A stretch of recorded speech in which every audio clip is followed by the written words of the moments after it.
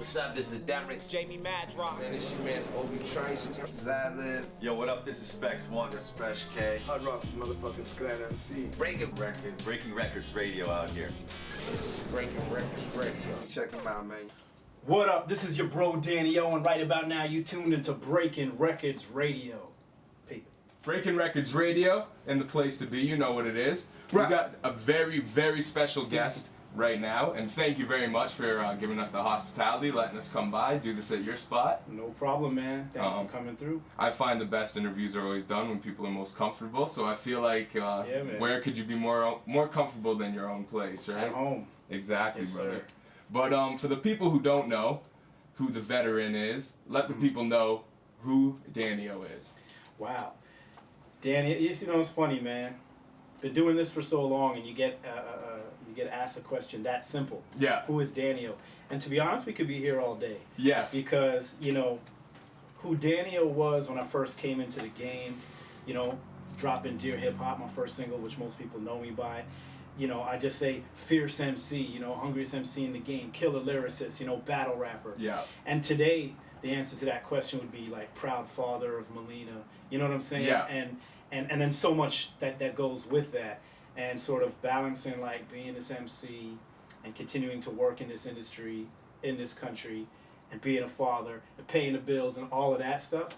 So it's kind of crazy. How do I answer the question right now, man? I can tell you that Danny-O remains a hungry MC, killer lyricist, battle rapper, but very proud father, and you know, probably that's the most important thing that I can tell you about me right now. All right, man. And you brought up Dear Hip Hop in there, and which was your first single, if I'm not mistaken, 1996. Yes, We're sir. celebrating the 20th anniversary of that right now. I can't believe how time flies, bro. You That's know, crazy. it's like, you know, especially when we talk hip hop, and you talk hip hop all the time, and you know, it feels like 20 years have gone by in the blink of an eye. Yeah. And at the same time, it feels like such a long and hard grind.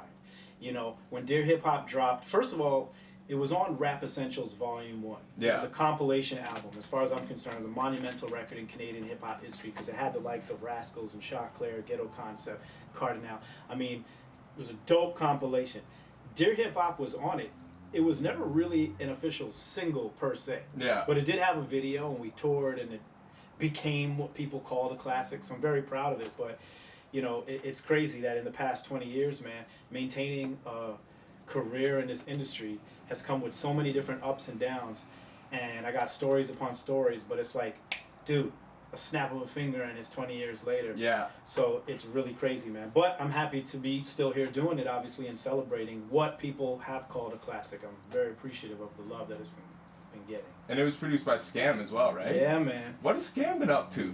You know, it's funny. I just linked up with Scam. And, Get out of here. Yeah, I'm happy to tell you that we are currently starting work on a documentary about Dear Hip Hop. No. And, yeah, man. And I'm pretty excited about that. It's been sort of in the works just in terms of like brainstorming it for a while. But we finally got the right people involved. And Scam's still producing. In fact, man, he sent me some killer stuff that I plan on having on forthcoming albums. Get out of here. Yeah, man. Oh, man. Scam is one of my favorite Canadian producers. Dude, let me tell you, you know, Rap Essentials Volume 1 had 2 songs produced by Scam on it. The other was Boiling Point, Concrete Mob.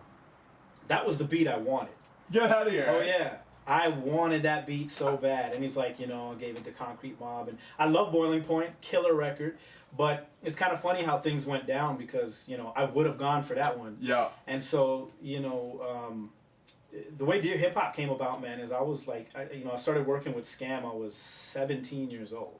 I started working with Scam and DJ X, who was best known for running the Power Move on CKLN 88.1 on Saturdays. And if you even considered being a hip hop head 20 years ago, you were listening to the Power Move every weekend. You weren't able to Google, YouTube, you know, all the songs. It's like, you want to know what's good in hip hop? Put on the Power Move. And because he was doing beats, and he ended up producing Sunlight by YOK, which is also on Rap Essentials Volume 1. Yeah.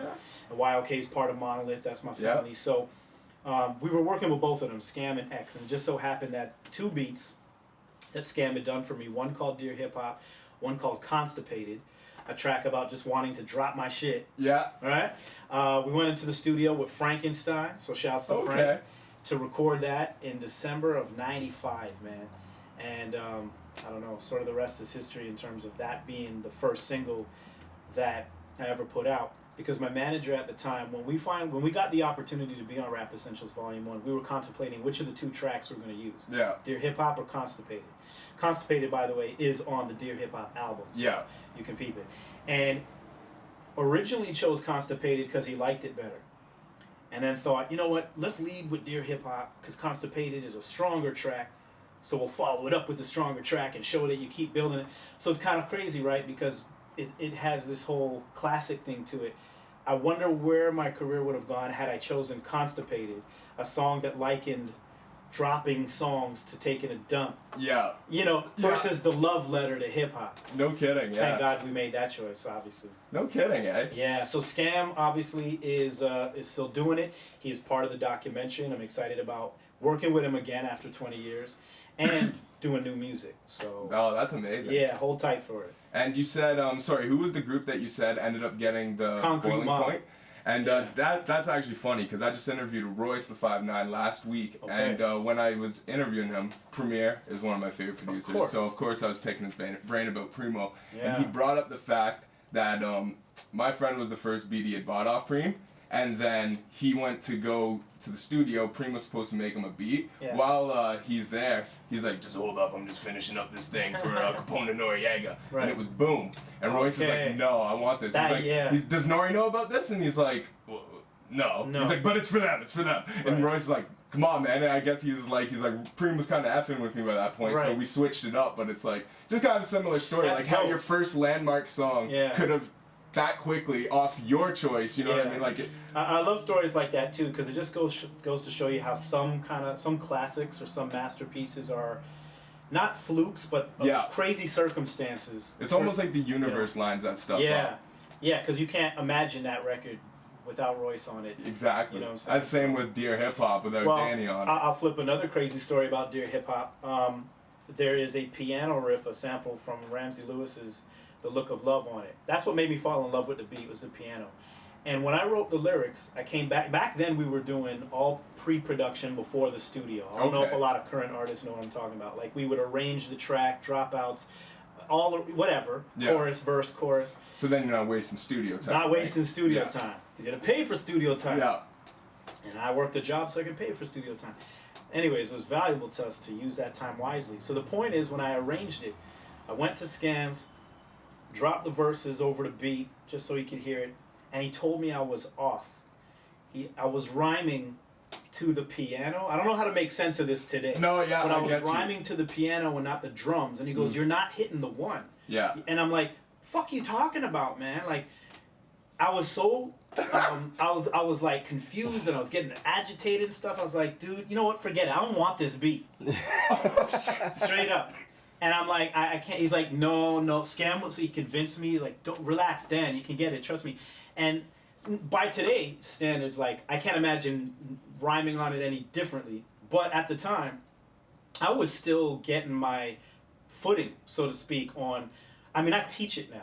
You know, I've Yeah. been teaching 10 years hip-hop songwriting workshops. Oh, really? All across Toronto. Yeah. Crazy. And bar counting is a huge part of the workshops because you got a lot of kids who can write dope shit, but then it's like just They can't form putting them it. on beat. Yeah. You know, all jokes aside, some of them can't even like clap their hands or bop their head. So you're teaching rhythm and, you know, getting them.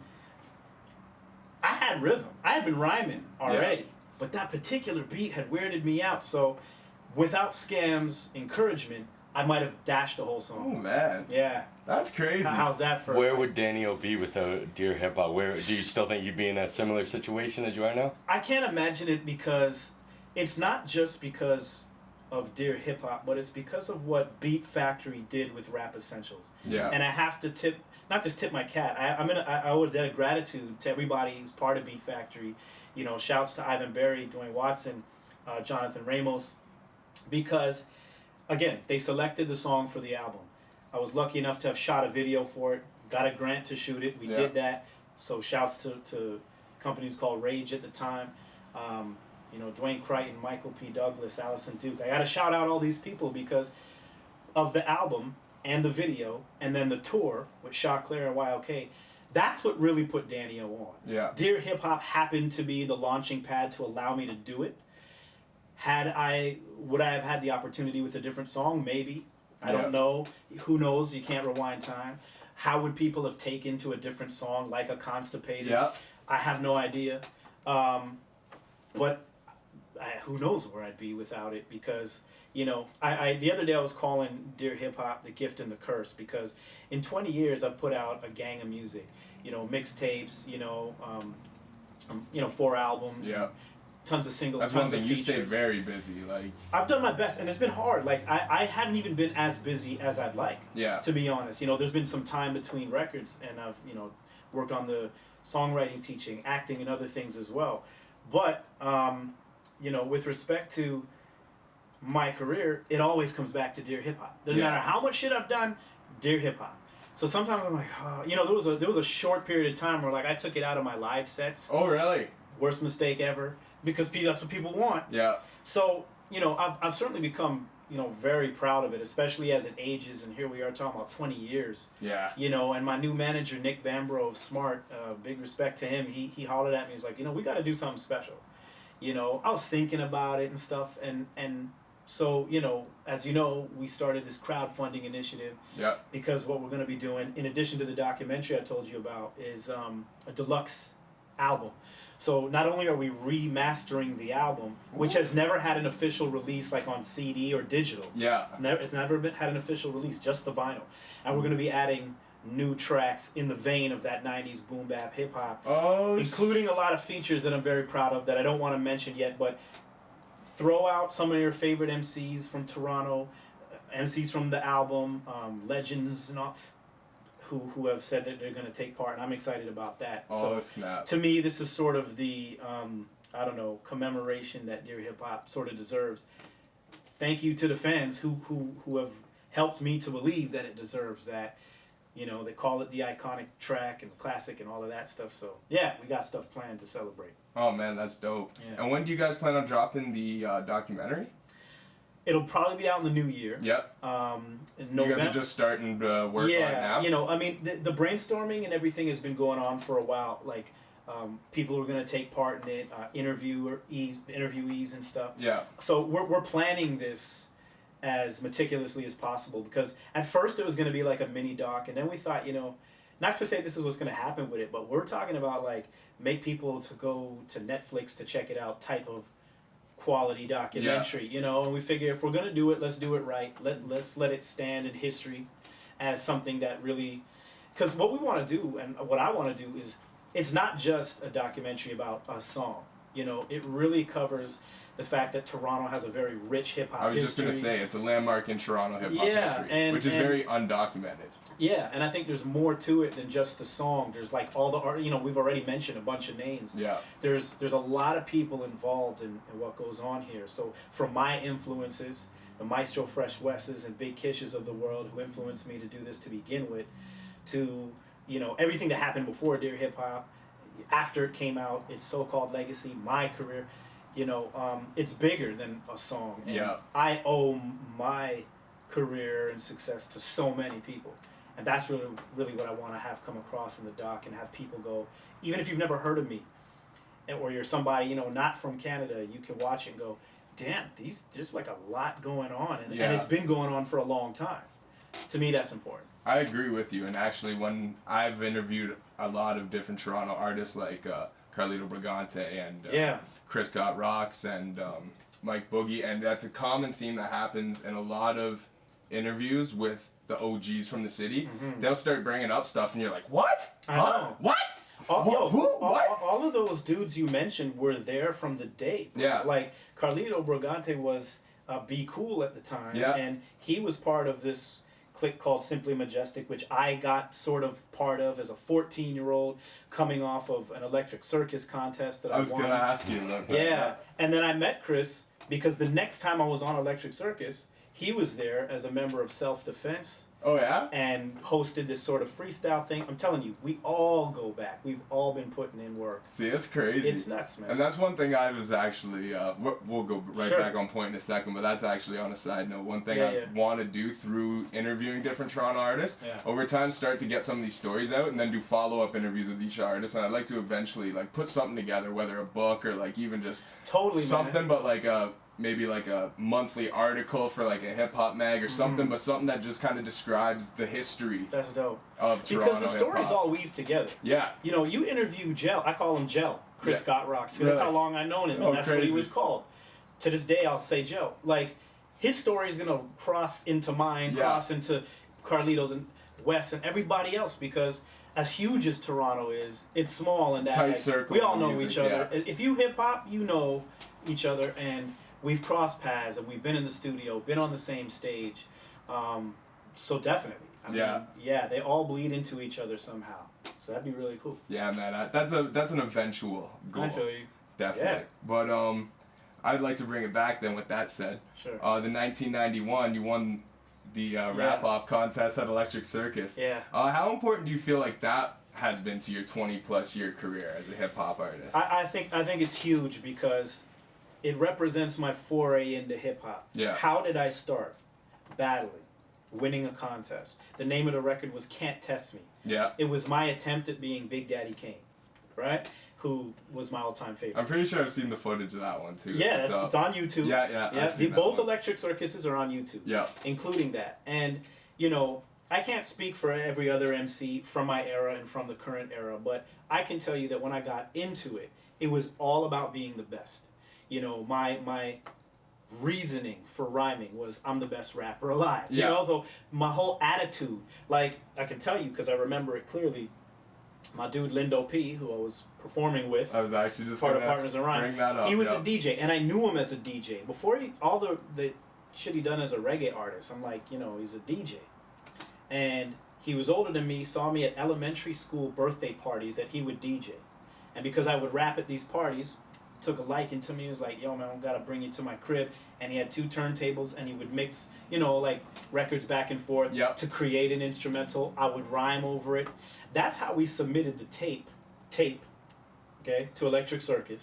And I remember writing on it, Can't Test Me by MC Danny O and DJ Lindo P. Trust me, this is the winner. So I was as cocky a 13-year-old as you could ever meet. Oh, snap. And out of 100 or so entries, we got selected out of 10. We had to perform in this club the night before the airing of EC to be chosen from two groups from the 10. Now, they didn't have turntables, so Lindo couldn't go on the turntables. So, unbeknownst to me at the time, the man was a sick reggae DJ. And so he added his piece, his dance hall piece, Yeah. at the end of my shit, and blew the place away. And it was funny, you know, because I remember getting on stage, speaking of cocky, and, you know, I'm light skin, he's dark skin. They're like, hey, it's Kid and Play outside the high top thing. Yeah. Okay? Kid and Play, I'm like, nah, it's Danny O, you better remember that. I don't know where I got the balls. Don't know where I got the balls. But we won that shit, went on TV the next day. Of course, Lindo did his thing again, and he kills it. When you watch the video, you'll hear the crowd goes crazy for him. Real Yeah. talk. I mean, I spit, I don't know how many bars. My go verse- in on that, My verses yeah. were like 24 bars each, Yeah. 3 verses, you know, and it was dope. But I to answer your question again, like, I consider that a huge part of what Danny O was all about and has been for the past 25 years since that happened. Yeah. Because, again, I came into the game battling. You know, a lot of artists come into the game different ways. They become, today there's, you know, some are internet superstars gonna say, before you even see them on stage. You know, whatever. I was a battler, bro.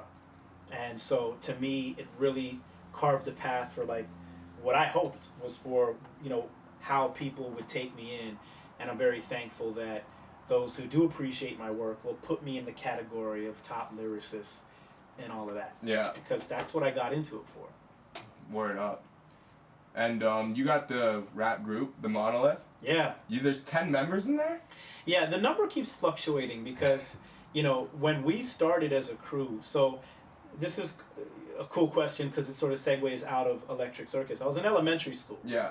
I started high school right after that summer. and Lindo P was already in the school. So I met a bunch of dudes who also rhymed. And we're talking about dudes like Grimace Love, Parker, formerly Spider-Man, Charisma. Yeah. Well, Charisma I was already in elementary school with. So both of us in high school. So you guys go back like we that? We go back. Okay. But in elementary school, we weren't, he was new to the country. We weren't really kicking it. When he started hanging with the hip-hop dudes in high school, I was like, yo, man, and all of a sudden we became crew. Once again, there was a contest in school. Yeah. Grimace and I, we didn't even know each other, but we tied. It was weird. It's like they didn't choose a winner. We both won. And what was cool about it is that's why they call him Grimace Love. Everyone loves him, and he's a real down-to-earth bro. And I have to say that because he's still my brethren to this day, but also his attitude was similar to mine. We didn't see each other as competition or as enemies. We're like, you rhyme, I rhyme, we're both dope, let's be crew. So it was almost automatic that we decided we're going to form something. And we'd go to assemblies, like everyone does in high school, and watch people sing or play instruments or whatever, and we'd always find each other wherever we were in the gym, and we'd look at each other and be like, oh, who's this? So we created the Lieberman Lyrical Coalition. Francis Lieberman was the name of the high school. Yeah. Scarborough High School. Half of the Monolith went there. And eventually we cut out the name Lieberman because it wasn't about school for us anymore. We just jumped into talent shows, and anywhere where we could perform, we jump on it. Yeah. So we were the Lyrical Coalition. I think there may have been upwards of 10 of us at the time. But the Horde was a group from another spot in Scarborough. Corey D's, Black Cat, Nish Rocks. Okay. Were the Horde. And we connected a couple years into high school. The Horde plus Lyrical Coalition, Monolith. All right. And I'm telling you, there was we had this is the truth, upwards of 20-something or other guys, all in specific groups, small groups in one big group. Oh, snap, eh? And it was getting so crazy that we actually had a audition, believe it or not, amongst ourselves with the 20-odd dudes to remain a part of the crew. When we were we're going to take this serious, this ain't about high school anymore, we want to go in and be somebody. Who's Monolith? It was in Charisma's basement at the time, his parents' crib. We did an anonymous vote. Everyone wrote a check mark or an X on a piece of paper, put it in a hat. And we performed for each other. Yeah. As I literally get up now, put on a beat, and rock. And I am happy to say I got full check marks. All right? And Monolith became official, so to speak, when we voted in and voted out particular members. Yeah. And since then, like I said, it's fluctuated a little bit because Monolith also incorporated graffiti artists, producers, and DJs. The 10 men that exist today as the official group Monolith would continue to work as a group. So the group who actually put out the record, Monolith record. yeah, the Monolith record, yeah, sort of stands today as the 10 of us. But again, the Monolith family is so much bigger. Yeah. And it's important for me to say in this interview that, because so many people ask me about Monolith, that Monolith remains a family today. And I use the word very specifically because we are family. Shouts to Parker. He just turned 40 this month, and we took him out. You know what I'm saying? I actually missed his surprise party, so I took him out for drinks and stuff. Me and Grim and him, and it's that's what we do. We're each other's best men at our weddings. And I'm godfather to two of Monolith's, to Charisma and YLK's daughter. We're family. Yeah. They all came to my daughter's second birthday. You know what I'm saying? That's where we're at right now. So when people ask what's going on with the music, really the answer is, I don't know. We're just family. We're really, so the Monolith family is way bigger than 10. There's all dudes doing the DAP that we created in the 90s, part of the family, who have nothing to do with rhyming or making records. There are Monolith members who are no longer rhyming and making records. It's kind of more just a movement in a sense. Yeah, because, like I said... became. The term Monolith came from the concept of one, mono, unification. One Rock was the name of our label. And I'm happy to say that through all the ups and downs in the music industry, we've remained a unit, for the most part, as friends. We still are there for each other. Yeah. God bless Destro. I want to shout him out because he's the first member of the family to have passed away, and his funeral was earlier this year. And we were all there. You know what I'm saying? The whole family was there. That's what Monolith really is. So for anybody curious what's going on as a new record coming out, all I can tell you is the family is together. And families have their, their ups and downs. Yeah. But that's my family. That's so. surprising, man. I find usually it's groups of 2 that survive, like Mob Deep and 20 plus Yeah, years. When you get 10 actually. people in there, that's when it starts getting crazy with 10 Well, to different be honest insights. with you, yeah, it was crazy. And I'll be completely real. The reason a Monolith album never came to fruition is because it was too crazy. Yeah. You get, 10 people trying to accomplish one Common goal, joint yeah. common goal, yeah. And to use the analogy, the chefs in the kitchen. You got 10 guys in the kitchen. They all have 10 different recipes for the same dish, and everyone probably wants to use their recipe, not really your recipe. And there's sometimes it's like, yeah. Yeah. You almost need someone to overlook it all and kind Absolutely. of delegate people. One voice of reason. I was just Yeah. going to say, it sounds like I was quite impressed there. It's quite a democratic way of when you done the vote, right? Like, Yeah. how young were you when you were thinking like that? You know what I mean? Like We were, when we did that was before Dear Hip Hop, man. So word up. I think, no. Yeah, it was. It was around that era. Word So up. let's. Because you guys dropped the EP. Did it? You guys dropped the Monolith The EP, Monolith right? EP, '97? the long-awaited, dropped in '98. Okay. So you guys were already building like that, like A couple years prior. having votes and stuff like that. How was it? How did people take it when they got voted out? Like, how was that? Were people angry or were people like, oh, That's a good question. we ain't really calling Because you? I would have been. Yeah, man. Yeah, it just sounds like a really grown up way to handle it, and the best way to do it instead of we'll just Beating around decide the bush he's out. and- Yeah. It's all in the open, right? And it's all like Yeah. between friends, and I think that's Yeah. really respectful, like how you've done that. Thank you. I agree with you, actually. To the best of my recollection, the group of, I think, like 4 guys or whatever who was voted out, it's actually crazy. I think they were the last group to go. And if I'm not mistaken, I remember there was someone in charge of collecting the votes, counting the votes, revealing the votes, right? I wasn't part of that. I don't remember being part of that. But I remember, he might hate me to say this, I don't know. But Black Cat, at the end, part of IRS, who obviously was voted in, I remember him saying, yo, let me do the last vote. For some reason, he was interested in reading the last vote. And he read it, and it was the only elimination of the day, to my recollection, and he had the hard task of going, sorry guys, you didn't get voted in. He wanted that. Oh, maybe he did. He practices law today, so he's got to be hard-nosed. Here's the precursor. Yeah, man, that's my dude. And I will say this, and not to it's certainly not shade. Those guys remain cool with us. Yeah, what up? I remember them taking it pretty well, and come to think of it, you make a good point, because for our age, I mean, that shit could have turned into a fight. Exactly. I It just actually went down pretty cool. it could have been a fight, or just how feisty some people can be, and everyone like. It's like, alright, well, I ain't fucking with Cool, them make a anymore. decision and then just not tell you anything about it, and then you just wonder why no one's answering the phone. So I think it's cool how you just done it, just like men. Respect, bro. I really wish, as Monolith, we could have handled things as professionally as time went on. Yeah. As time went on, it got more difficult. Yeah. I wish I could explain why. Yeah, understood. I mean, one of the reasons I holler out Monolith so much as my family is because they are. And it's also, sort of the focus I'd rather have, because it's tough to talk to you about the past 20 years and say why we didn't put out a record again as a crew. I mean, shit, bro, if I had it my way, if I could wave a magic wand, we'd be several albums deep. Yeah. I'd be more solo albums deep. I've always loved the idea of being a solo artist, but also having a crew. You know what I'm saying? Yeah. I love making music so much, and I just love music so much in general. I love doing different things, experimenting with sound. I got an album out with Promise. We're Perfect Strangers. Yeah. And that was fun, and that was a lot different than some of the other stuff that I do, and I love it. Yeah. Because it is different, because it does allow me to experiment and expand what I can do as an artist. And what I do with Monolith is also different.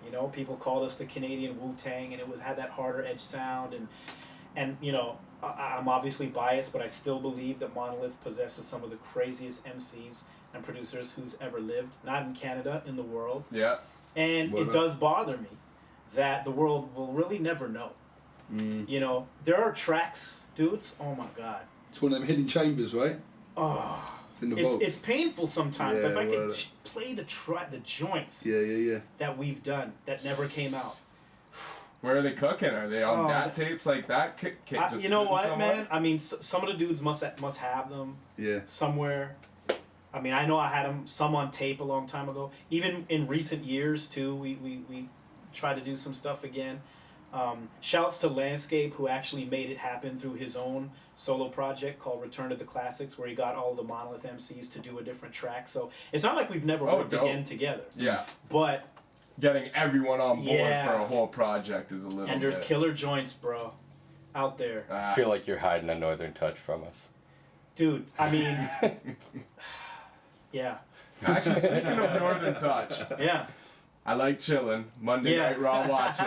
Me and Danio at the Sky Dome when it's in town. How does it feel to have such a landmark or such a direct shout out on one of the most landmark Canadian hip hop songs of all time? It's pretty amazing. That came as a result of the Rap Essentials tour, because Choclair technically headlined it, and it was YOK and I who did a joint performance together. And we both were on stage for an hour each, by the way. Not that I know, and we killed it. I'm just telling you from that being said, to answer your question, Choclair and I became good boys on that tour, and we've been boys ever since. And as a result, at the time, we were both pretty big wrestling fans. I think he's probably still into it. I'm not so much. That being said, we would even wrestle on tour in the hotel room, suplexes, crazy shit, pile drivers. And there was a time, I know I have photos of it, like a couple times where wrestling would come and we'd go. At least once or twice. Just as fellas, some like in bigger groups too, but me and Shocks would go. And I remember it was after a show, I think it was a show at York U or something, and he told me about it before I heard it. And he was like, oh, yo, I shouted you out on this track, da-da-da. I was like, oh, okay, cool. And didn't think so much of it, because I didn't realize it was this mega track, or it would obviously become a mega track, Northern Touch. And I'm very proud of it. I think it's amazing. I've been shouted out on records, but that's certainly my most well-known shout-out. Yeah. And I mean, that's the first time I ever heard of you. Heard of me? Yeah, so that's kind of cool. Like, and the name stuck, too, because of the line that it is, too, It's such a clear line. The drums drop out and everything. And the way it's pronounced, you awkwardly take it for a bit. You're like, the Sky Dome's always in town. It's funny. Someone said that to me. It's like, so when is the Sky Dome not in town? I think it was Decisive. Do you know what I've seen? Oh, yeah, that's funny. He made a joke about it. I didn't make a joke about that, and I'm like, I always... Yeah. I'll tell you this, though. As much as I appreciate the shout-out in that song, and I'll be forever indebted to Shocks for it, I wasn't in the video, and I was pissed. Yeah. Because the Rascals shot it here, and they have all these cameos, and when the video came out, everyone who got shouted their cameos in there, but like he says Danio, and he just has, is it Melissa Ford on his lap? No shot of me. And so it's like, dude, what the fuck? Why didn't you call me to the video shoot? And he's like, well, it's not my shoot, it was the Rascals shoot. And when I talked to the Rascals, like, you could have come, because I'm in their video. You probably don't see me, but remember when I did a video with Bret Hart? Oh, yeah. Speaking of liking wrestling? So, Wylook, another member of the Circle Crew, he's the one who hollered at me, go, Rascals are back in town, yo, come to this, Bret Hart's here, man, blah, blah, blah. I'm like, amazing. Went, met Bret Hart, did the video. I think I might even brought it up with them that day. It's like, yeah, you could have come to the Northern Touch. So, Shocks was... just a miscommunication thing. Maybe forgot to... He thought video etiquette was don't invite anybody, including the guy that you shout out in your second bar. It's all good. It's all good. Shouts to everybody. Shocks, Rascals, oh yeah. Oh, that's funny. Big. Well, speaking of music videos, actually, there was a music video that you featured on, which I believe might have actually been the first time I ever heard you after hearing your name on the Northern Touch record. It classified and decisive. You're dead now. Yeah. And that music video I have not ever seen since it was on Much Music. You know what's crazy? I actually saw or read an interview with Classified where someone brought up that video. I actually had brought it up. Was it before. you? It might have been. Because I remember his answer being, I don't know, it's not on YouTube. Like, he didn't realize what had happened with it. And he actually, he had said that, and then I believe, do you know what? Either way, sorry, continue. Well, yeah, see, I mean, I don't know why it's not on YouTube and whatever happened to it. I will say this, though. It was a lot of fun to do, but I'm going to be dead honest, and I'm sure Class might even remember this. Decisive and I were kind of clowning the whole shoot, during the shoot, not because of Class by any means. We loved him and the track. Yeah. But I recall the guys shooting it were real weird. Like, I had done a few videos by that time, and they had some really strange ideas. The final version of that video was us kind of massaging it into something else, because they had all these aspirations to do all these things that were like, I don't get what you're looking to do. Wow. Like, if you remember it, I'm tied up in a room, Yeah. and I'm being held captive, and Soul's decisive, and like the story, we didn't understand it. Yeah. And we thought it was weird. Yeah, man. You know? Yeah. And I remember Class later put in another song, you might know, I don't know what song it is. He said something to the effect of, got a lot of videos, and some are really dope, but some are better Right, to just to listen listen to. Right. And I know he's I bet he's referring to You Dead Now, because he hasn't posted it. Yeah. And I haven't seen it. Now, what I can tell you, and maybe this will be an interesting little thing here, I'm almost sure that I have it somewhere on video cassette. Woo. And I'm VHS. And I'm not talking about like taped off Rap City. I'm talking about like I was given an official copy. Yeah. If I can find the copy and somehow transfer it, I'll put that shit out. Do it. You know? Yeah. Because Do it. by today's standards, Class blew the hell up. Yep. You know? Shouts to Classified. It's a piece of Canadian history. And I still like the song. It was kind of, it was a dope beat. It's a dope song. You know, You're whacker than the black guy in S Club 7. you know what's funny? Whacker than the black guy in S Club 7. Yeah. Yeah, and it's funny because I swear when I seen that video, it was like probably in the video flow after S Club That's 7 funny. show That I is great. played. Well, that dude, the black dude from S Club 7 is the dude who broke up the whole thing because it was supposed to appeal to children, and he got caught by paparazzi smoking weed. No Really? way. Yeah, man. What do you know? Where these interviews could go all over the place. No That's kidding, crazy. You know what's funny about that verse too? That's actually really funny.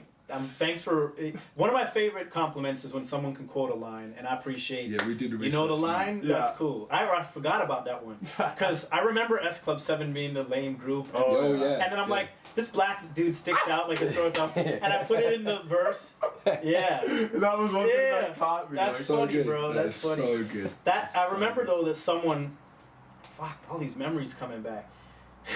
Someone had pointed out that verse to me, man. Like someone emailed me or Facebooked me or something, and they're like, "Oh, I love that verse, whatever," and commented on a line. Which now that you say that one, there's a lot of at the time lines in it. Yeah. Because I end it with, oh yeah, they were confused. They didn't know what the last line was.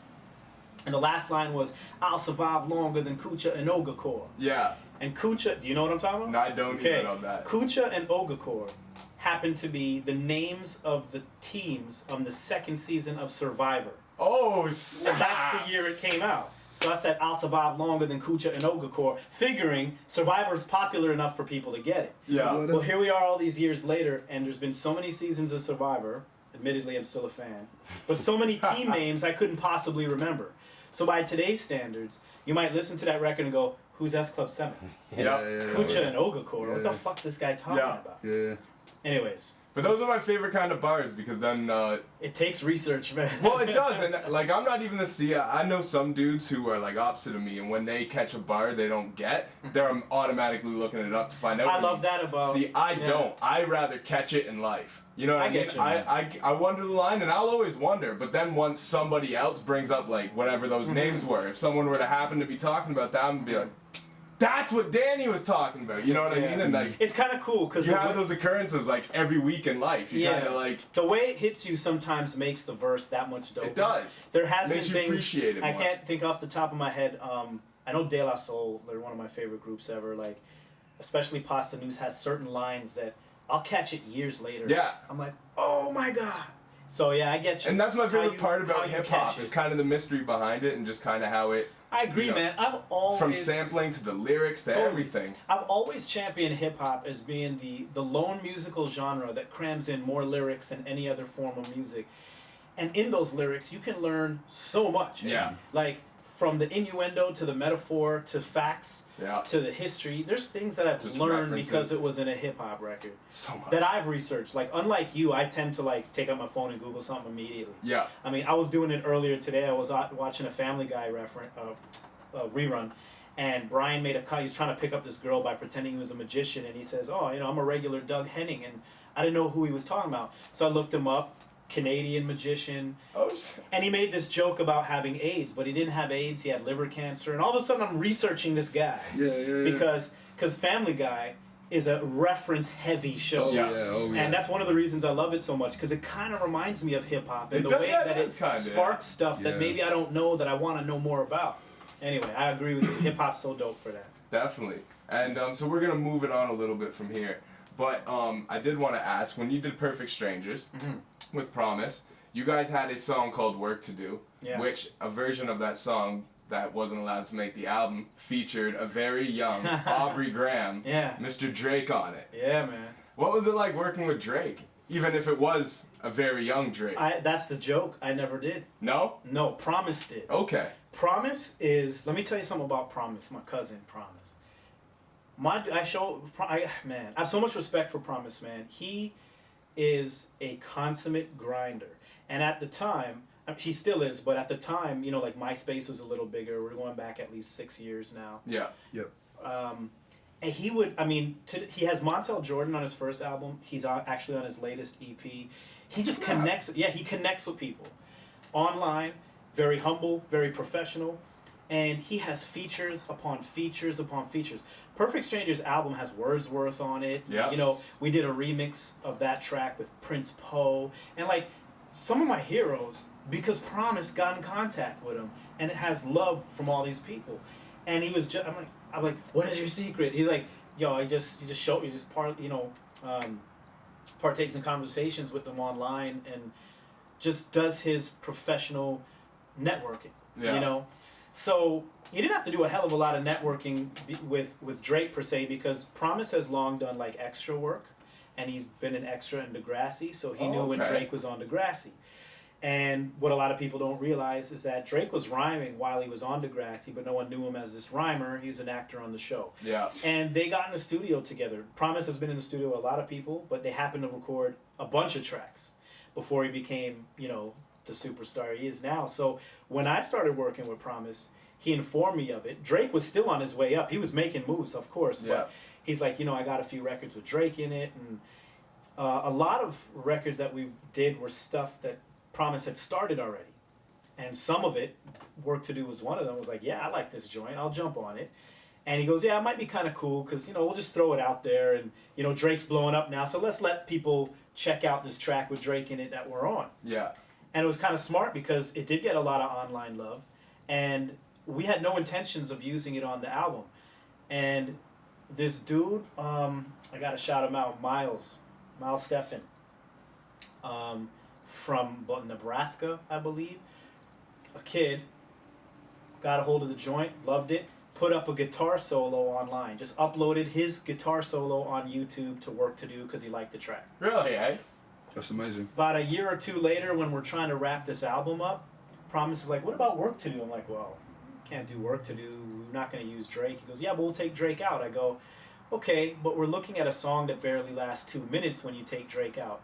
And we had the idea of contacting this kid from Nebraska and saying, you want to play a guitar solo on our album? He did it, and that's the track on the album. That's crazy. Yeah, and it's a sick guitar. He replicated it almost exactly, and it's brilliant because Work to Do today stands as my favorite music video that I've ever done. The videos, I love the Office Space references. And so the guitar solo gives us that perfect opportunity to recreate the printer scene. Yep. And to me, it's a stroke of brilliance that happened, again, sort of by fluky accident. The universe. Because Work to Do was a Promise featuring Drake song, as far as I know. Until it was introduced to me, I contributed my part. Next thing you know, it's a Perfect Strangers record and my favorite video I've ever done. Yeah. Yeah, so I never had the opportunity to be in the studio with Drake, although I can say I've done a track with him. Yeah. That's how that happened. Crazy. Yeah. Have you had a chance to peep the views yet? No, I haven't. No. I'm going to tell you something that will either be funny or you'll laugh at me. But this is what I listen to, eh? Michael whispers Hall & Oates to come. I can't wait for they're coming to Toronto in June. Are they? Yeah. Dope. Like, I got an NWA in I don't know that I've listened to new music in the past 3 years. Yeah. Now, I don't want to come off as one of those haters, even though I got a track, shout out Marvel, where we just proudly call ourselves haters. Yeah. Because I hate a lot of shit. Now, I'm not talking about Drake. I'm just talking about, in general, I'm not really a new music fan. Yeah. That's not to say that there's not new music that's good. You know, I know Royce just drops. There's a lot of good music. But, and you can also see what I'm pointing at, which is vinyl. Now, I'm not a DJ, but I am a vinyl collector. Yep. You got the vinyl. This is on every day. Yeah. I mean, literally every day, I'm playing records. You don't beat the warmth of the vinyl. At least records that were originally released on vinyl. You know, it's why I'm so proud of this, because this has always been what an album is to me. Yeah. When I was a kid, I couldn't draw, man, but I would draw albums right on down to barcodes, production credits, the label, the year it came out, the copyright information. I understood what an album, you know, package looked like. And vinyl, to this day, and for anybody out there who thinks this is crazy, that's okay, because this is how I feel. The feeling I get by placing a needle on vinyl and hearing music, it just can't be replicated by clicking play on a digital, on my computer. It just doesn't, it's not the same. Yeah. Like, you know, this room is filled with what comes out of these speakers. That's how I listen to music. People play music on their phones and stuff. It's like, you can't hear it. Yeah. The bass, the grooves, man. So that's not a comment on Drake specifically. It's just his new album, along with every other new album that's come. I'm a huge Kendrick Lamar fan. Yeah. I don't know what To Pimp a Butterfly sounds like yet. Yeah. I love Kendrick. I just haven't heard it. Yeah. I can't even lie. I haven't heard it either. I hear it's great. No I want to hear it. You know what I'm saying? It's just like, you guys were kind of like checking out the collection. You know, like, it's just part of me feels a sense of disappointment in the way that music's consumed today, because we don't have the same excitement or even passion for collecting music. Yeah. Yes, it takes up space, you know, but I can turn around and go, I own this, I own that. You know, if I peel this down, I'll show you all the Jackson 5, Yeah. the Jacksons, all the Michaels, even some Janets. Side note, what's your favorite Michael Jackson album? Oh man, it's right there. Yeah, Thriller? For sure. I'm an Off the Wall guy. Listen, Off the Wall is incredible. It is a flawless classic. Yeah. The reason that Thriller is my favorite is because this is how I was introduced to Michael, and it's literally how I was introduced to adult music. I was 5 years old. As a 5 years old who loved music, I had a lot of kid records. Yeah. You know, I had Raffi, Sharon Lois and Bram. Okay? Yo, I haven't heard those names in Bro. holy shit. If we go in on music, I'm a walking encyclopedia. I'm a useless trivia guy. Like you know, trust me, all genres, bro. So for me, the records that my parents bought me as a little kid was, and I had a lot of those storybooks. Turn the page and you hear the chime. Yeah. And I loved the ones on vinyl because again, records. I was just as a kid, you know, I would bring records to show and tell in senior kindergarten. It's like my parents just knew music is this thing before toys. Yeah. Records. So when I first heard, it must have been Billie Jean or whatever record it was, I went ape shit and said, please buy me this record. And when they bought it, Thriller represents the first like big people's album, you know, non-children's record that I owned. Yeah. So I have a connection to it other than just it being to this day. It's not just my favorite Michael album, it's my favorite album, period, from top to bottom. Yeah. And probably because it's my first, you know, I popped my cherry owning records made by, you know, for adults with this. And this is the actual record my parents, you know what I'm saying? Oh, that's the actual copy too, eh? It's here's the truth. This is the cover, not the vinyl. The vinyl broke. Ah. I was wrestling my brother. We fell off the bed and smashed the record was on the turn. You know those kid turntables? Yeah, yeah. I had a kid turntable. So there's another piece of vinyl and there's another Thriller in there for backup. Yeah. So Hey, that's cool. I literally have 4 copies of it on vinyl. Oh. Because I like The Girl Is Mine, you know, the instrumental break. I like to spin that one back and forth. Sick. Yeah. 2 vinyls, 2 CDs, cassette. Yeah. Crazy. Yeah. And I can relate to you too, because though you're older than me, I got myself a copy. Actually, you know what? My parents got me Off the Wall from the library. I burnt it onto a I used to cassette always go to player. the library. I Yeah. still go there. I owe them Yo. like $30 right now. So it's been a minute, but no, trust me, I love the library. Oh, that's crazy. Yeah, so they got me off the wall from the library. I burnt it onto a cassette tape, Okay. and I wore that thing out on my tape Yeah. player at school, like I for have- all grade 3, 4, like yeah. I got a funny off the wall story for you. When I got off the wall, having no clue about like chronological order, I thought it was the next album from Michael because this was my first, right? Yeah. And I fell in love with it immediately, but like I said, I was attached to this. Anyway, so I told you my vinyl broke. My off the wall tape got tangled up in the cassette player, one of those ones, and it broke. And I cried my ass off. And it was grade 2. I don't know if y'all did this, but remember back, in those grades, we had like daily journals and stuff. So I wrote in my daily journal that, my off the wall tape broke, and I cried. I don't know why I admitted it. I admit I was crying. And so to me, my daily journal was private, but it was still schoolwork. So I remember one day the teacher's like, okay, I gotta collect everyone's journals and mark your journals. Like, no, you can't collect the journals. Like, Daniel, I have to collect the journals. Like, no, you can't read the journal. You can't read the journal. It's like, but I have to mark your work. So I flipped to the page of whatever date it was. I go, okay, please don't read whatever date. I can't remember the date. But this one specific entry, I did not want you to read. Yeah. Now, I know for a fact this teacher took the book home and was like, what the fuck? That's the did you first not thing want me he's to read? Because, like, did something happen to him? Like, I was like, seriously, like, no. Like, something bad in my life took place. She must have shit herself laughing when she read his off-the-wall tape, bro. Because I was dead serious. You bet not read this entry. Yeah. Hilarious. So I've since owned a new cassette, 2 more off the wall and vinyl CD. Anyways, bro. Yeah. Yeah. And speaking of the library, my dad would regularly take me to the library. Yeah. Not for books. Pure records. For CD. Oh, did they do Records. vinyl back in the day? I guess. Dude. Eh? Yeah. I had cassettes of this. If you haven't laughed at me already, this will do it.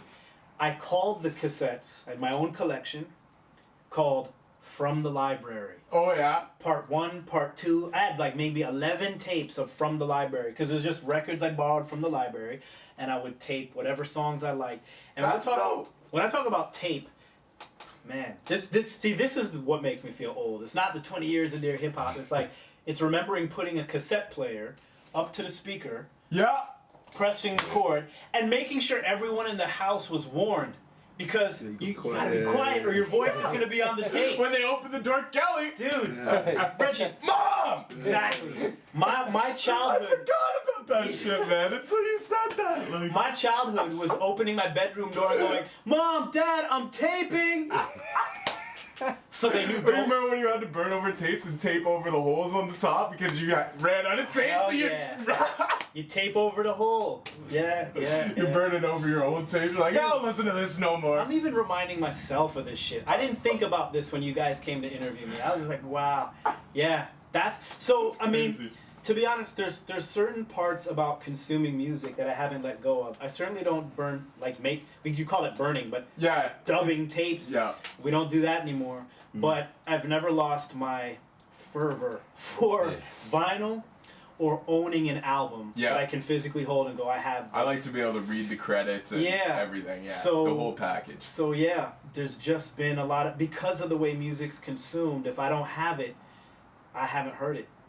You know what I'm saying? Yeah. And it's been a minute because I've really absorbed myself over the past 3 years in, becoming a father and everything that entails. And really just learning to be comfortable, loving the music that I love.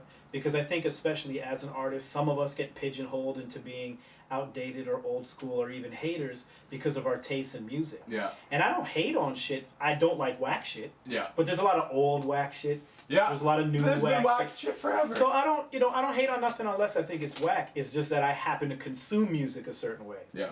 And I'm sort of so used to it, and I'm happy consuming it this way. So, you know what?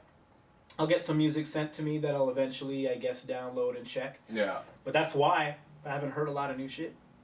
So Is there any vinyl in your collection that may or may not have library stickers on them? I have not stolen from the lab. I was wondering what you were going to ask. That goes back so far, though. I wish. By today's, I mean, you know, not that I would, but there's some I wish I kept. Yeah. Some Prince vinyl and stuff. yeah. I remember. I wish I had. The Purple Rain. Yeah, that and oh man, what's the album with Raspberry Beret on it? I can see the cover. It's I'm not blue. even sure. It's I'm not a animated. huge Prince fan, so. I am, and I never really did a proper collection of his stuff. So Yeah. part of me feels like that's what's gonna. Now it's kind of almost too I late. kind of have to. Well, you know.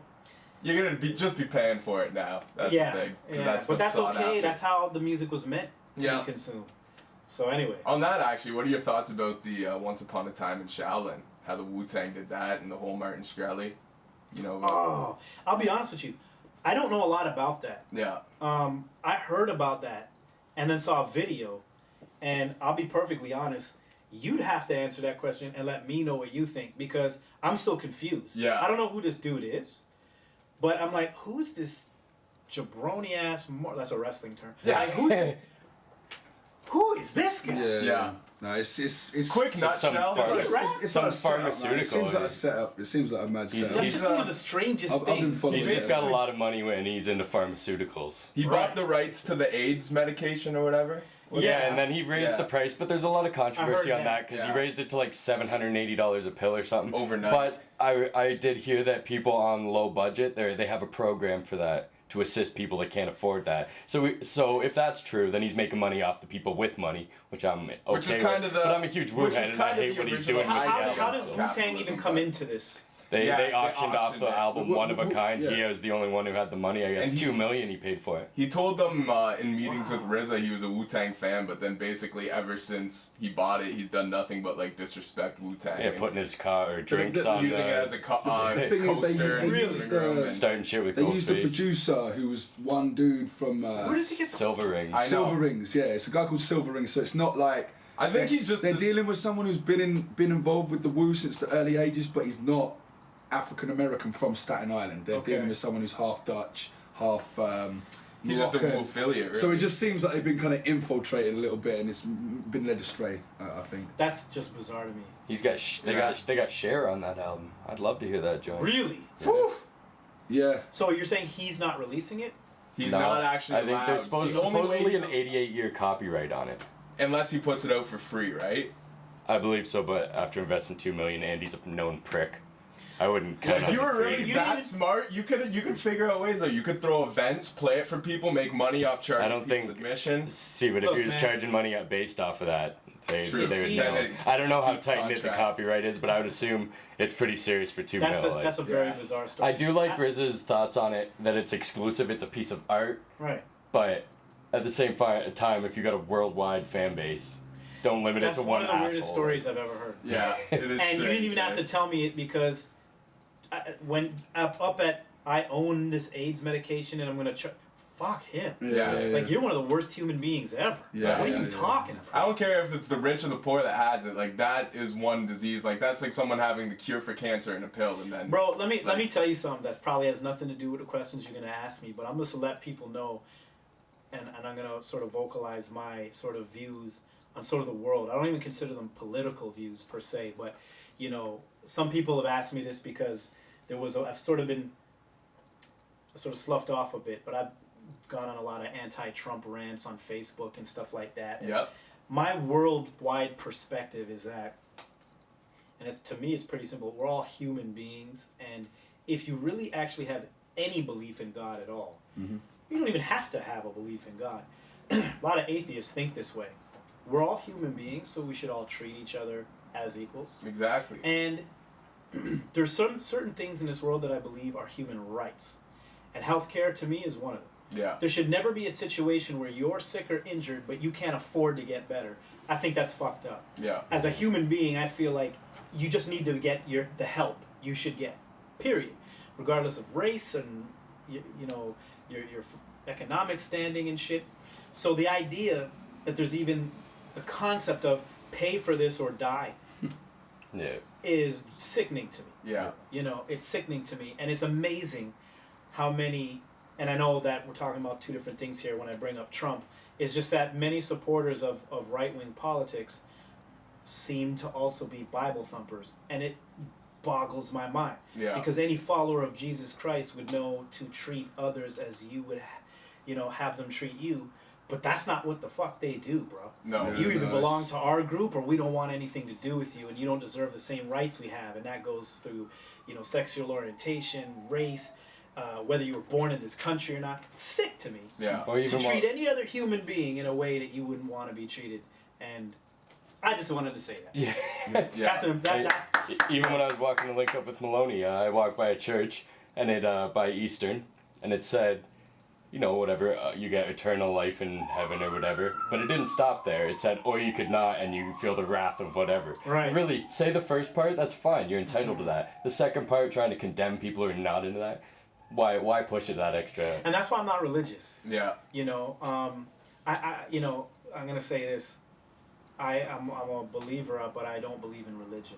And I brought up De La Soul earlier in Pasta News, and I do want to sort of quasi-quote one of my favorite lines from him. In one of the records, I think on the AOI Bionics CD, he says something to the effect of how he's watching the news, and his daughter walked into the room and said, "How come all those people are lying on the ground covered in red?"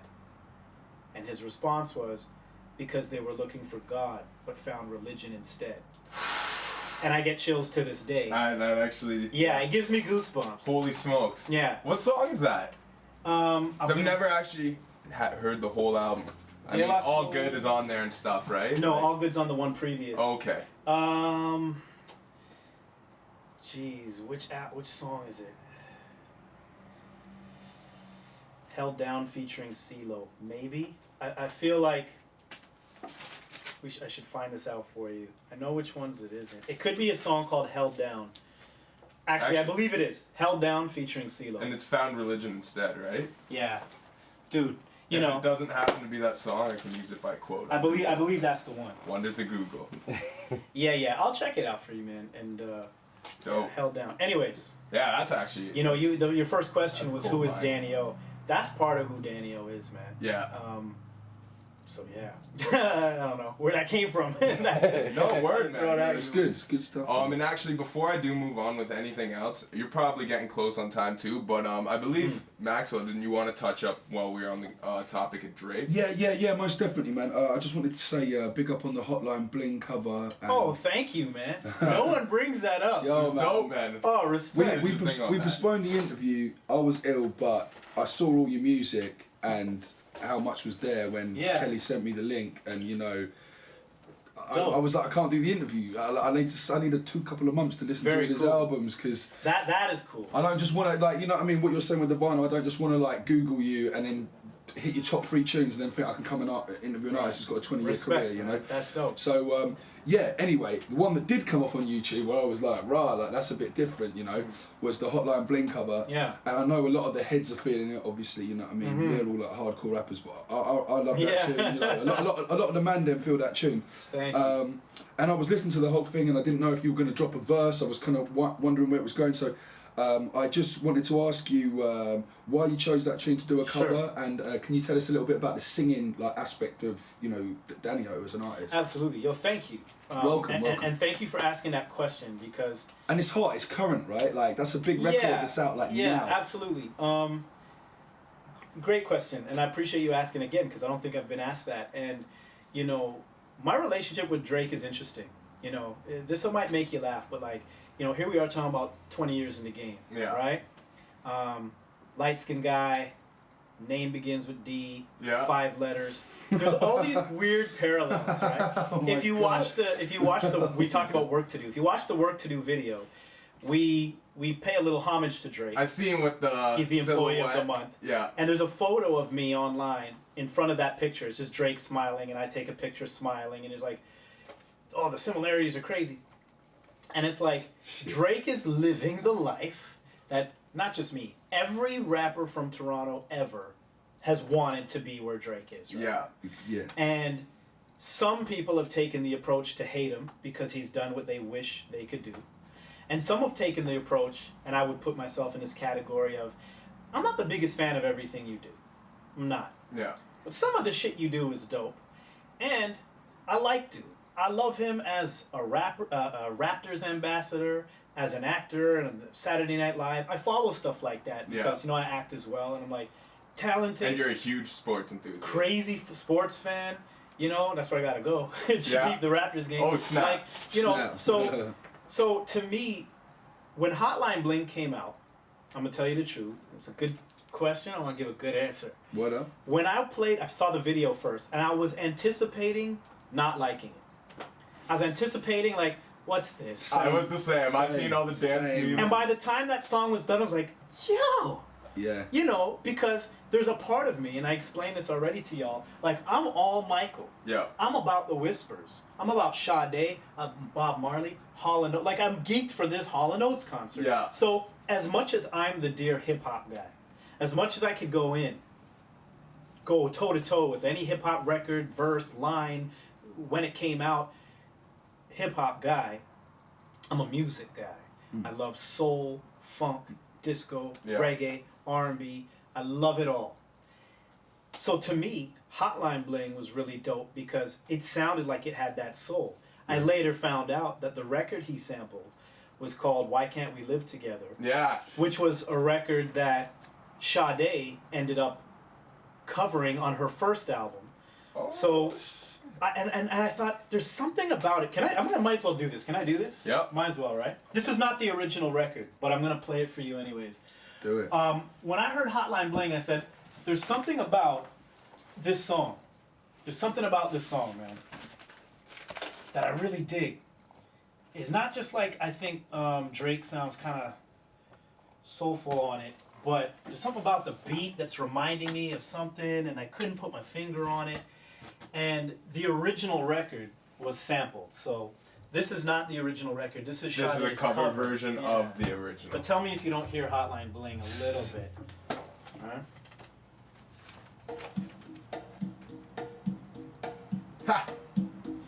Some with the drums, Yep. but Timmy Thomas. Yeah. Why Can't We Live one. Together by Timmy Thomas. Timmy Thomas, eh? And that's actually kind of re-sparked his career. I've heard he's been touring off that single now again because That's of amazing. yeah. It's incredible hip hop. So when I I love percussion and big drums and it, it's just so this is her version. Yeah. So this is her version of Timmy Thomas's record, which was later sampled by Drake and Hotline Bling. Yeah. So I felt like there was a connection that I fell in love with that I didn't even realize. Right?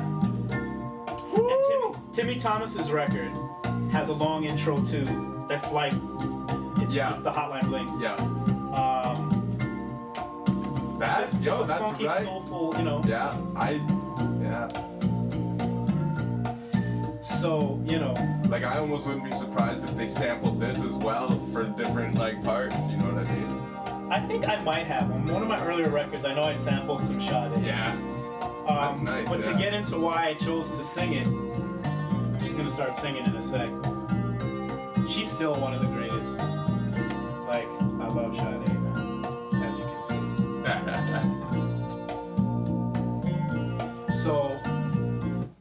So I really dug the track, and I just thought, it's very rare I do covers. What up, yeah. Very rare, but I thought, I feel like I can do this record. Yeah. Yeah, because you just laced it as well. It's not like for someone to do that cover at that time, and then you'd be like, well, why are you doing that? Your one was really original. Thank you. Well, on my Inevitable album, which is right up there if you want to shoot it, which is the last album above the CDs, the last album I did, I sing on a lot of the records because, I just felt like I said, Michael is my first influence and my main influence in music. Yeah.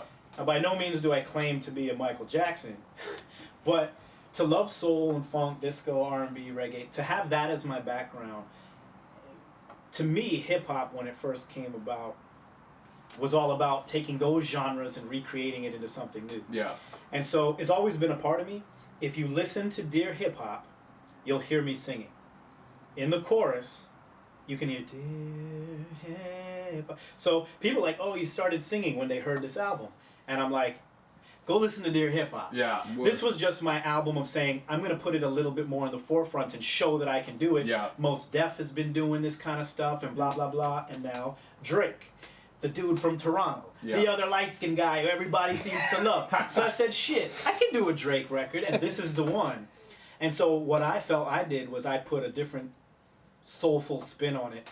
And what I was really happy about is that a lot of the love that I got off that cover was, oh, you did it better than Drake and stuff. They said you sound soulful. You sound more soulful than Drake. And I don't dislike Drake singing, but I like the soulful stuff. It's a bit too. Drake's one's a bit too polished. It's monotone. Your one, it just seems a bit more real in terms of the the vocal. And I put a little, I would let the words tail a little bit and give it a little bit more soul. Where he would say, oh crap, how does it go? You know, and that hotline bling. You don't have to. Yeah, exactly. Very, very Hotline bling. So he goes, hotline bling. My version of it, hotline bling. Yeah. Right? So that was me. And I love that people loved it. Yeah, whatever. Because as opposed to the, hey man, you're supposed to be a hardcore MC, I'm like, bruh, if you ain't realized what music is and what my music has been, and because I got, especially from girls, I got so many, I didn't know you sang. I'm like, well, you sure as fuck didn't check my last album out. Yeah. So people started checking my last album out. Yeah. Delete. So like 2 years later, no delete, no hate. But I'm like, good thing I did Hotline Bling. Yeah. Because now people are peeping my album, where I sing on half the records. And they're peeping it for that. Because, oh, Dan can sing. Oh, so it's opened up a whole kind of like Totally. aspect to your career that people didn't And even that's really why check I chose that record. Word Because I up, so- felt like, if you don't know, because not everyone's heard my last record, not everyone's heard my first record, but So you kind of benefited off it. totally. Yeah. Totally. And Apart from that's- just enjoying something, like doing something that you felt was like a part of you that you wanted to express more. Absolutely. People have actually gone back and then started checking your rap shit. Totally. Word up, Absolutely. bro. There you go. I even did, and this goes back a few years, but okay, big Raptors fan. Do you remember? And if you don't, I'll tell you. A season or two ago, the Raptors were playing in Washington, and Wale, who was from Washington, apparently heard that Matt Devlin, the commentator, the play-by-play announcer, made a comment about Wale being, well, he's no Drake, because Drake's our guy, Wale's a Washington guy. And during the broadcast, Wale started talking shit on Matt Devlin. You could see there was like a little argument going on. I'm like, yo, this is kind of crazy, And I kind of heard of Wale on a Roots record, so I was like, I heard of Wale. Let me check into this Wale guy. Now, he had been doing shit, but as I told you, I don't peep a lot of stuff. So I did peep it. He had a record out called Bad, and it was more of a kind of, they're singing in it. I feel bad, like I can't reminisce off the top of my head to sing it for you, but it's about, like, it's a sex song, and about, like, how, he's good in bed, but he's bad for you, and I'm like, shit, I can do this record. So I rewrote the rap lyrics, re-sung the hook, and it's a girl who sings the hook. And you can also find that on my website. And again, that's like a song that you wouldn't even think of me covering. And around the same time, I put out a battle record. So to me, I'm just proud of the fact that I've been diverse. Yeah. I got battle records. I've gone double time with Chip Fu, who's one of the all-time best double-time rappers in the history of life. Bossman. On Bossman, yeah. I can sing a Drake record. I've done records with people 10 years older than me. Legends like Wes and Kish. Yeah. I've done records with people 10 years younger than me. Same album, Rich Kid and Septo on the track. So I just feel like, let me do as much as I can to show my musical diversity. Because, my career has spanned long enough now that you're not going to, you're either going to not care because, I'm not into that kind of hip hop, or you might learn of me for the first time. Yeah. And especially if you're learning of me for the first time, I want you to be able to peep stuff that's current, that you can associate with stuff that maybe you already like. And as you said, go back and peep stuff that you may not have heard before. And some stuff you're going to like, some stuff you won't. Yeah. But the truth is, if I like it, I'll do it. Yeah. And I grew up on battle rap, but I grew up on this stuff too. And so to me, it's all part of what makes up my shit. So Word up. That's a great answer. I'm Thank glad you very you dug much. it. That's the first person that started showing me love in the city when I was on open mics was Mr. La Chemist. And when I was checking all your stuff out, and I was checking the Dilla Pickles tape. Thank you, man. And then I mean, sing on Dilla Pickles these guys sent me all the links and stuff. So obviously, do you know what I mean? Like they do let me know like what's good, and then I go and do my little research a bit. But you know, obviously, I just chill with La Chemist, and we're working and stuff. So I heard him spitting with you, and I was like, whoa. So after I saw La, I was like, right, tell me, is there any more people that you've worked with that I need to know about? Like we just draw a line on that. So it's called. I texted him on the way up here because I didn't have it. And it was, the track was... Lose Your Mind? Lose Your Mind, yes. Yeah, how did you meet La Chemist? I told you I teach songwriting. Yeah. La Chemist I was just interested to know, you know? Yeah, La Chemist was in my first ever class. 10 years ago. Yeah. All right? That is a gem. It's pretty incredible because, I'll be honest with you, it was a little after, it was 2006 I started teaching. It was a little after I had finished wrapping up my, you know, whatever I was doing, promotional campaign for my second album, See No Evil, Hear No Evil. And when I did that album, you know, being my second, I had, you know, high hopes for it and everything. And, you know, it did all right and everything. But to me, 2004 and the years after were the real, damn, this is what the music industry is, eh? Yeah. Hard. Yeah. Shit was changing. People weren't liking the same kind of hip-hop anymore. It cost me a lot to do that record.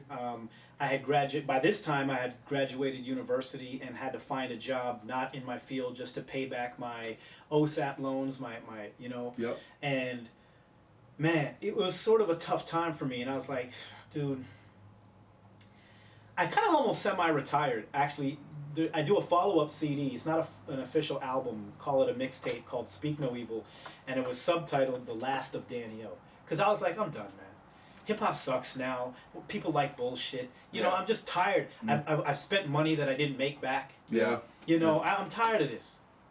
So my girl at the time was like, why don't you start teaching? And I was like, I almost got offended. Because you know that old saying, those who can't do, teach? Yeah, That's what came into my mind. I'm like, so what, I'm going to quit rap and teach it? It don't work that way. I can't do that. And that's why, and by the way, that was a quote, one of the things that Jack Black's character said in the movie The School of Rock. You know The School of Rock? And he made a comment to the teacher, oh, those who can't do, teach, right? Ha, ha, ha. Well, I call my program, currently, today, it's called The School of Rap. And I did that on purpose because of that movie where I want to disprove that. I'm a believer that those who teach do it best.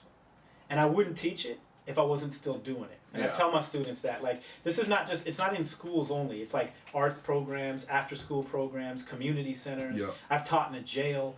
Yeah. Literally all kinds of programs from all over the city, from the east end to the west. I've been teaching for 10 years now. I got a gang of CD. I've been in and out of the studio. When the programs are done, we take the kids into the studio. You know, my most recent one only finished a couple months ago. Teaching kids not just how to rap, but how to really feel confident in themselves, learn that they have skills that they otherwise wouldn't have known. Yeah. I've taught workshops in school, and I've had teachers say, you know, these are like the worst kids in the whole school, but with you, they're amazing. And I'm like, maybe the teachers don't give enough of a fuck about them to teach them and talk to them, communicate with them in a certain way that they don't feel disrespected. I've had youths tell me, yo, these teachers think I'm this and they think I'm that, and they feel that they're being prejudiced against and all this stuff. I had a 16-year-old, twice my size, you know, and it's not that hard to be bigger than me, but this dude was a big dude. Yeah. And he's like, they think I'm a monster when I walk through these halls. And I'm like, because he got angry about it, he only gave them more reason to dislike him because he'd tell them to F off. And I'd come to the class and, like, these kids were fucking around. The teacher's like, thank God you're here. Now, I never went to no teacher's college. I'm not a teacher per se. I'm an MC who knows how to discuss MCing. What up? And my ability to teach is not just because I know what I'm doing, but I can communicate with youth in a way that they, you know what I'm saying? There's times I've been like, yo, what the fuck you doing, bro? Like, I'll talk to these kids so that they know, yo, I respect you. You're going to show me respect back, eh? I'm not Mr. So-and-so like the rest of these teachers. I'm Danny O and MC. I'm not giving you detention, so don't fucking waste my time. Yeah. And they respect it. And I've had kids go, fuck this shit, to writing songs, and, you know, some of them move on to do whatever. That's brilliant. This didn't start, though, independently. Currently, I teach independently as part of the School of Rap. it started by me actually taking a job at the Royal Conservatory of Music, who since let go of the hip hop program. Oh wow! But at the time, Obviously, yeah. At the time, they were doing outreach in community centers. This one community center called Davenport Perth Neighborhood Center was the first place I ever taught with my dude Ian. Is that up in the West End? Yeah, more. Yeah, like it's Rogers Road. like Davenport. Area.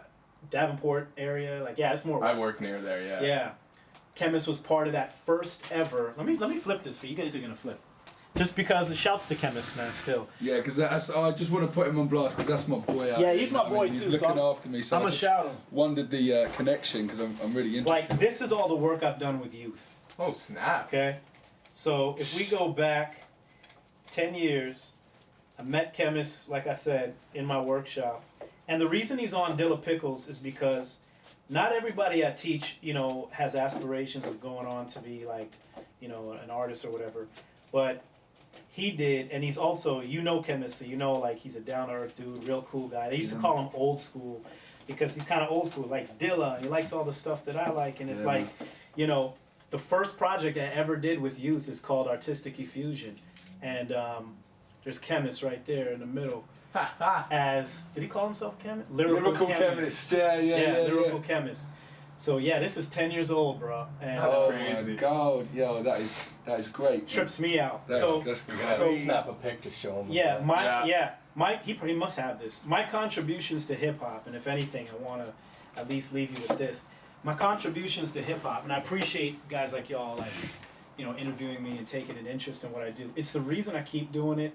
I super appreciate your research, listening to the music, because I'm not in this just to make music. That's my number one thing that I love doing in the world of entertainment.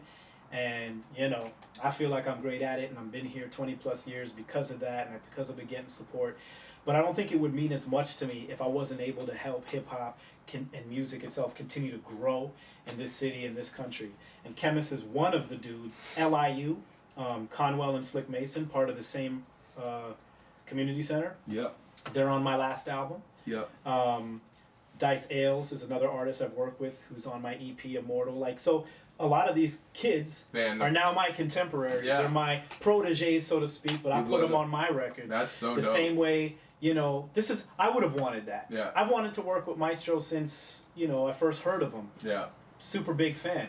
Now we're friends. It's amazing to me. Yeah. So to giving back to the community, doing these workshops, whether they're taking it seriously or not. I've had kids just do it for fun.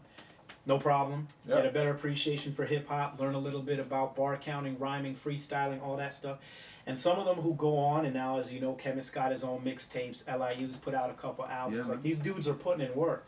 And for me to say that, yeah, that was there when they were beginning, Yeah. and it's showing them the ropes, That's super cool. I was once asked what legacy I want to leave behind, and on Dilla Pickles there's a record called Legacy, who I do with Ian Kamau, who Yeah. co-taught with me. Yeah. And it's dedicated to Michael Jackson, because who left behind a bigger musical legacy than him?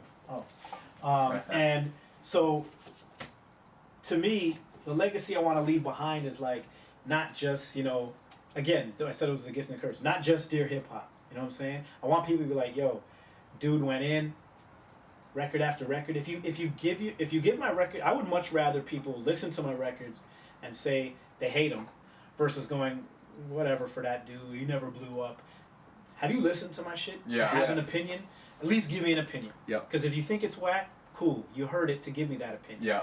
If you're one of those, oh, I ain't really heard of them kind of guys, so you don't give it a chance, So to me, it's more than just the music, which I hope people listen to and dig, but it's all the music that's come from the people that I've helped as well.